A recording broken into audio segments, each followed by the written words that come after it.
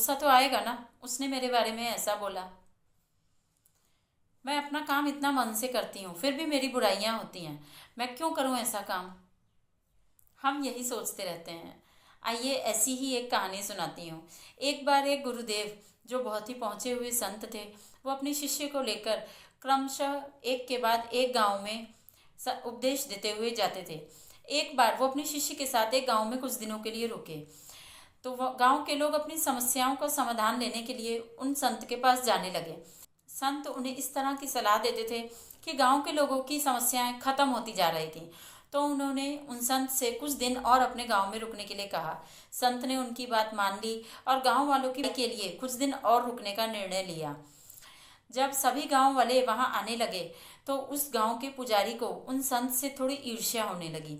उसे डर था कि जो मेरे भक्त हैं, जो मेरे शिष्य हैं, वो भी इन संत की शरण में न चले जाएं।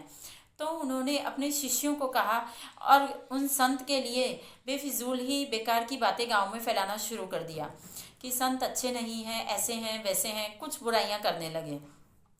एक दिन उन संत के शिष्य गांव में कुछ काम से गए हुए थे। जब वहां से वह लौटे तो उन्होंने नुक्कड़ पर अपने गुरुदेव की बुराइयां होती सुनी।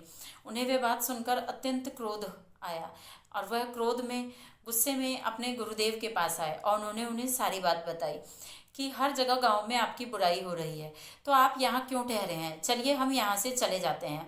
तो उनके गुरुदेव ने बहुत ही शांत स्वभाव से कहा, हमें इन बुराइयों पर ध्यान नहीं देना चाहिए।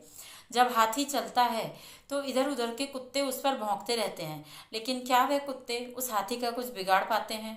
नहीं। और हाथी को भी कोई फर्क नहीं पड़ता कि कितने कुत्ते भौंक रहे हैं और क्यों भौंक रहे हैं। तो हमें उन अपनी निंदा पर ध्यान नहीं देना चाहिए। अगर हमारे यहाँ रुकने से गांव वालों की समस्याओं का समाधान होता है तो हम अपने कार्य पे ध्यान देना चाहिए और गांव वालों की समस्याओं का समाधान ढूंढना चाहिए, ना कि इस बात पर ध्यान देना चाहिए कि कोई हमारे बारे में अच्छा बोल रहा है या बुरा बोल रहा है। इस बात से हमें यही सीख मिलती है, हमें बुराइयों से विचलित नहीं होना चाहिए और मन लगाकर अपना काम करते रहना चाहिए।